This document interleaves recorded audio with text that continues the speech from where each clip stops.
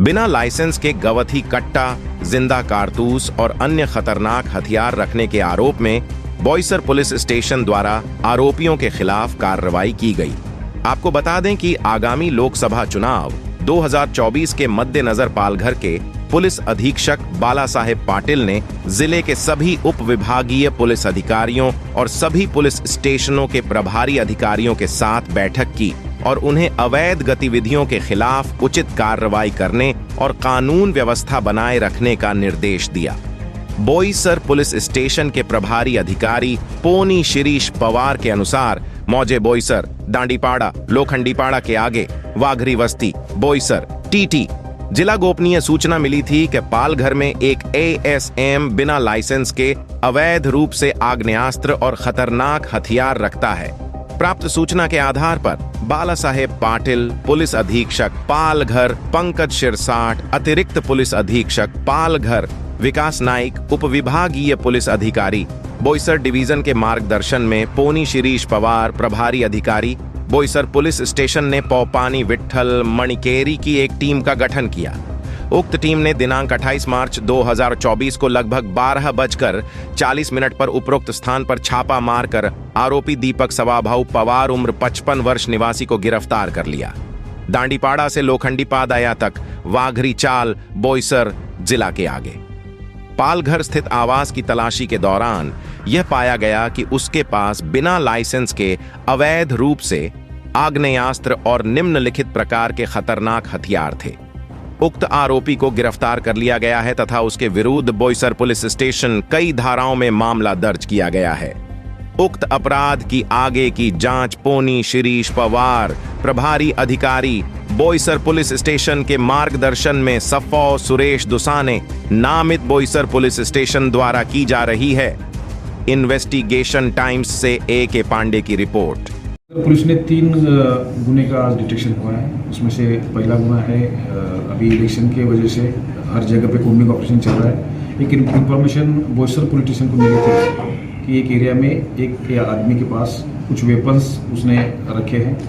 वो इन्फॉर्मेशन पे वर्कआउट करने के लिए उन्होंने अलग अलग टीम बनाई।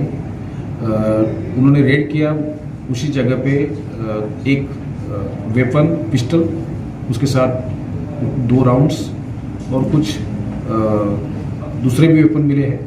उसके बारे में बोईसर पुलिस स्टेशन में गुना दाखिल किया है।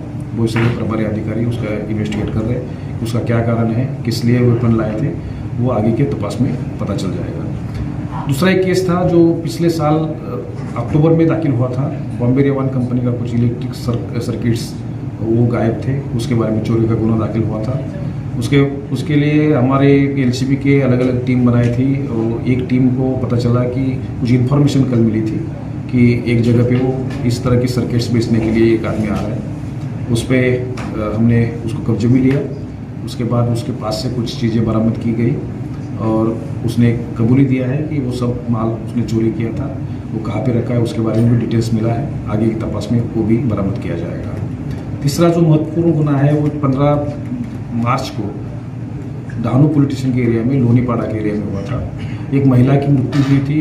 उसकी इन्फॉर्मेशन मिलने के बाद उसकी मेडिकल इन्वेस्टिगेशन में ये पता चला कि स्ट्रैंगुलेशन की वजह से उसकी डेथ हुई है।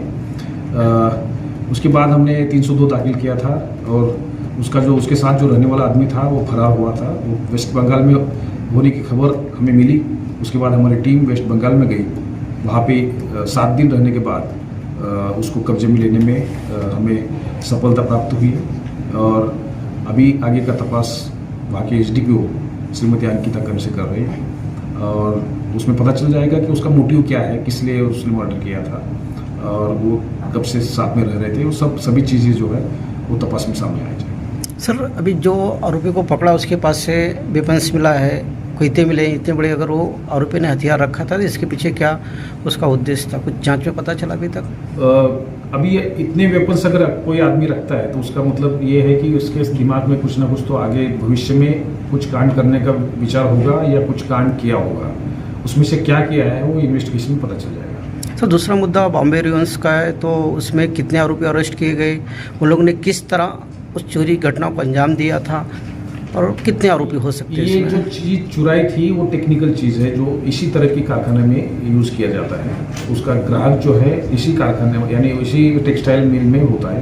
तो जो चुराने वाले लोग हैं वो टेक्सटाइल मिल में काम कर चुके हैं लोग, उसमें से कुछ लोग इसमें उनका नाम भी सामने आया है। ये 4 लोग अभी तक अरेस्ट हुए हैं और अभी तक 3 लोगों का नाम निष्पन्न हुआ है। आगे उनको भी अरेस्ट किया जाएगा और कंपनी के अंदर से कौन कौन था उसमें से भी पता चल जाएगा, लेकिन अभी फिलहाल कंपनी के कुछ लोग उसमें इन्वॉल्व है, ये प्राइमा फेसी दिख रहा है। सर इसमें रिकवरी है कुछ? हाँ, रिकवरी उन्होंने कबूली दिया है, रिकवरी आजकल हो जाएगी।